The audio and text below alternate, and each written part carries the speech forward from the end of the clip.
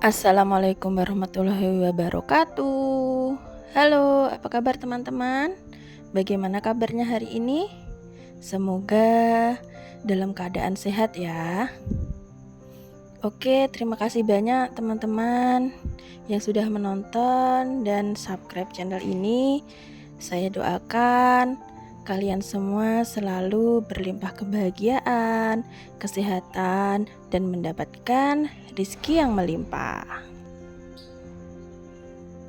Oke teman-teman, pada kesempatan kali ini saya akan membagikan pengalaman saya menanam anggrek pasca dari soft pot ke dalam pot.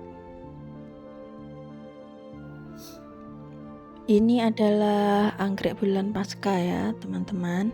Bisa kita lihat akarnya sudah kering, daunnya sudah mulai layu, dan juga di sini medianya sudah mulai gembos ya, mulai empuk gitu ya. Di sini bisa terlihat akar-akarnya mulai kering seperti ini ya teman-teman. Ini kalau tidak kita pindah ke media yang baru, maka pertumbuhannya tidak bisa maksimal. Oke, langkah yang pertama kita keluarkan dulu dari softpotnya ya, kita tarik perlahan. Nah, kita lihat media lamanya adalah moss putih ya, ini menggunakan moss putih. Ini akar-akarnya kering ya teman-teman, bisa terlihat akar-akarnya kering seperti ini. Nah, biasanya kalau saya mau menanam anggrek itu terserah teman-teman ya, mau dipertahankan mossnya atau mau kita buang mossnya, itu tergantung teman-teman sukanya kayak gimana. Kalau saya lihat medianya sudah mulai seperti ini, sudah mulai rusak dan banyak akar-akar kering, lebih baik saya buang saja ya mossnya. Maksudnya kita ambil mossnya, nanti kita bersihkan akar-akarnya supaya bisa tumbuh dengan baik. Tapi semisal kalian itu nanamnya bukan anggrek bulan pasca, maksudnya masih anggrek bulan yang seedling atau yang remajaan, itu biasanya kan media mossnya masih bagus. Mungkin kalian mau pertahankan mossnya atau mungkin dikurangi sedikit juga bisa. Nah, seperti ini teman-teman ya, sudah terlihat di dalam mossnya itu memang akar-akarnya sudah kurang sehat ya, banyak yang kering, banyak yang kopong-kopong, dan juga mossnya tadi sudah mulai berjamur ya, seperti itu. Nah, kita buang semua, kita bersihkan saja.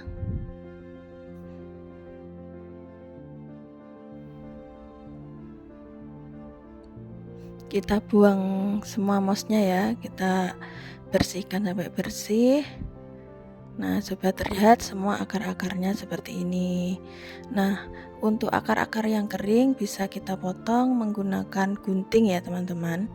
Nah, akar yang kering ini maksudnya sudah tidak produktif ya teman-teman. Artinya sudah tidak bisa untuk menyerap zat-zat makanan. Sebaiknya memang kita potong saja ya teman-teman, seperti ini, supaya akar yang baru nanti bisa tumbuh dengan baik.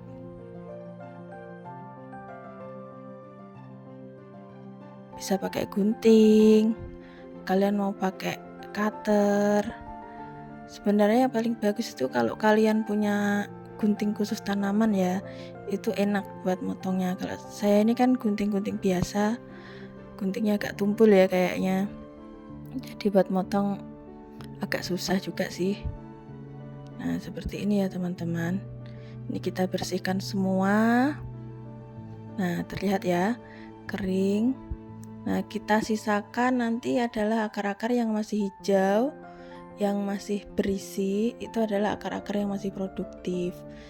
Nah, ini bisa dilihat ya teman-teman, banyak sekali yang perlu kita bersihkan. Nah, seperti ini, agar anggreknya nanti bisa tumbuh sehat, agar pertumbuhannya bisa maksimal. Nah, di dalam seperti ini ya, ini terlihat akarnya busuk, kering, Nah, kita potong saja.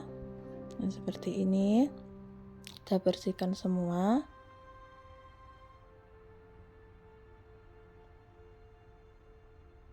Nah, kita lihat jika mungkin terlihat sudah bersih. Nanti selanjutnya akan kita cuci pakai air ya. Kita cuci dalam air yang mengalir. Tujuannya supaya kalau ada kotoran-kotoran, mungkin sisa-sisa bakteri atau jamur-jamur, itu nanti bisa benar-benar bersih. Oke, kita sisihkan dulu anggreknya. Nah, ini saya punya 3 siung bawang putih. Sebenarnya bisa kita blender, bisa kita tumbuk atau kita haluskan. Karena saya lagi males numbuk-numbuk, ini cukup saya potong-potong saja ya. Saya potong kecil-kecil. Oh iya, ini kan cuman buat tanaman, jadi tidak perlu kita kupas dulu ya, karena bawang putih dan kulitnya juga sama-sama bagus untuk pertumbuhan anggrek. Sebenarnya kalau teman-teman ada larutan fungisida, itu juga bisa kita gunakan, tidak perlu pakai bawang putih ya. Karena di sini kan saya tidak punya larutan fungisida. Kemudian kalau saya menggunakan fungisida itu kan juga bahaya ya, ada kucing, ikan, burung dan anak-anak kecil, nanti takutnya mengkontaminasi mereka lah. Jadi saya pakai bahan-bahan alam yang ada di rumah saja. Nah, ini sudah terpotong kecil-kecil, kita siapkan toples, kita masukkan ke dalam toples. Ini tuh gunanya juga sama sih, untuk mensterilkan akar-akar anggrek tadi ya, untuk membunuh bakteri-bakteri, dan juga berfungsi untuk merangsang pertumbuhan akarnya ya, supaya sehat nanti. Nah, seperti ini kita aduk-aduk,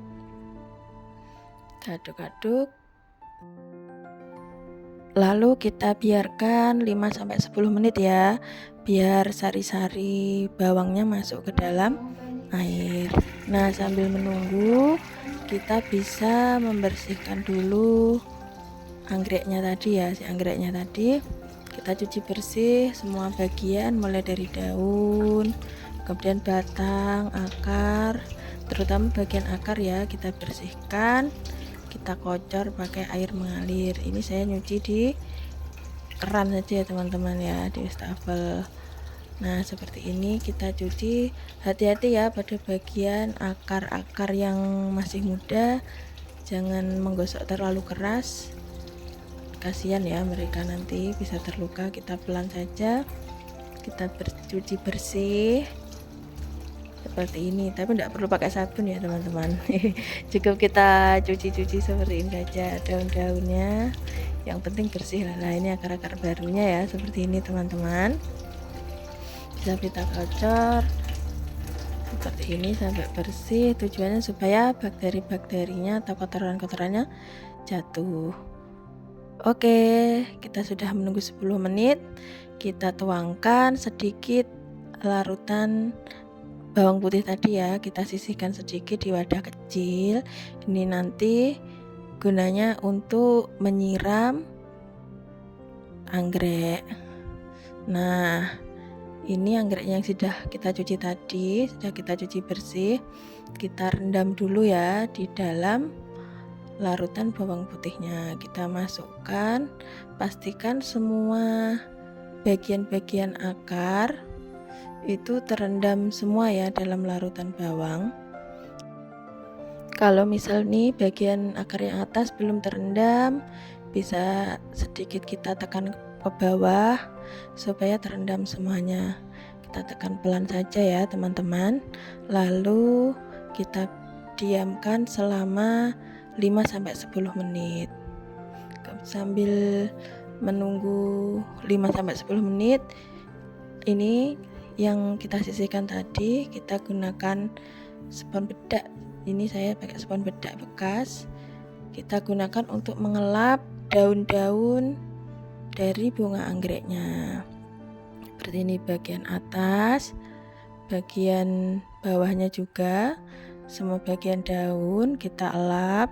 Tujuannya supaya stomata daun itu nanti bisa bekerja dengan baik untuk mempersehat daun agar daunnya menjadi sehat dan dapat berfotosintesis dengan baik. Seperti itu ya teman-teman. Kalian juga bisa menggunakan kapas, kain, atau mungkin tisu juga bisa. Ini saya yang ada di rumah kebetulan spons bedak bekas, jadi saya cuci dulu lalu saya gunakan untuk mengelap daun anggrek bulannya. Oke, kita diamkan dulu. Kita tunggu 5-10 menit.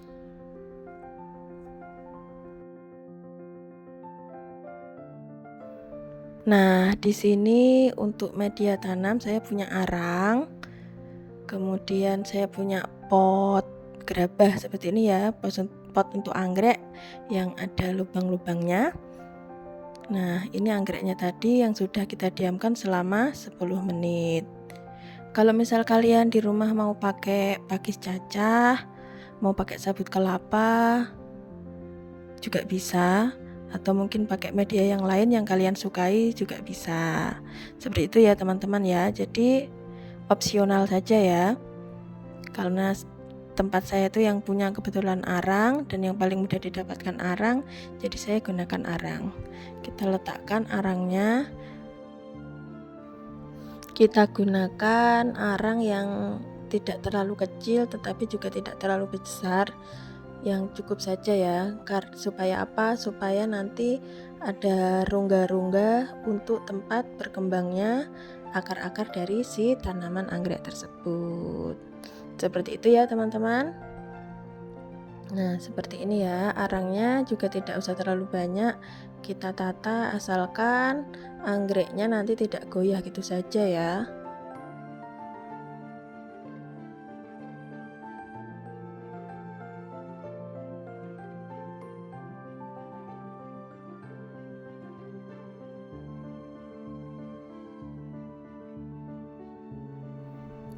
Nah, seperti ini ya teman-teman.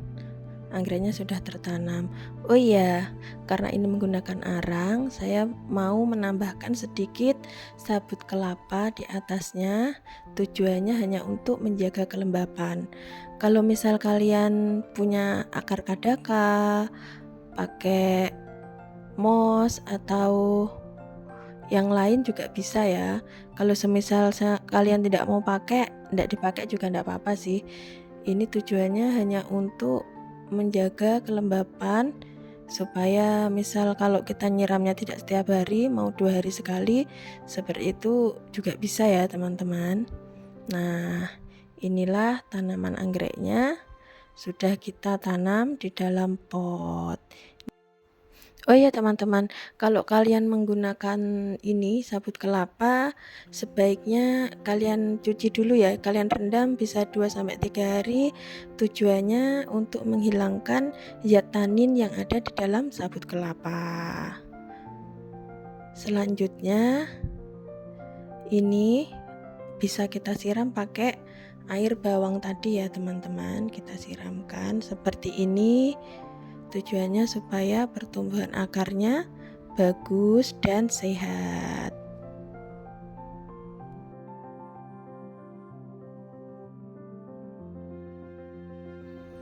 Karena ini baru menanam, lalu kita letakkan ke tempat yang terkena sinar matahari, tetapi bukan sinar matahari secara langsung ya teman-teman. Seperti ini hangat saja, cukup hangat, karena anggrek bulan itu kebutuhan sinar mataharinya hanya 30% dari sinar matahari. Berbeda dengan anggrek dendrobium ya. Nah, di atas ini saya ada paranet seperti ini ya teman-teman. Jadi sinar mataharinya cukup hangat dan atasnya masih ada es base ya. Nah, seperti ini. Jangan menaruh di tempat yang terlalu teduh ya, nanti perkembangannya tidak akan bagus. Kemudian dia juga tidak akan mendapatkan asupan sinar matahari yang cukup. Jadi usahakan ini terkena sinar matahari sore dan pagi ya, minimal pagi dan sore.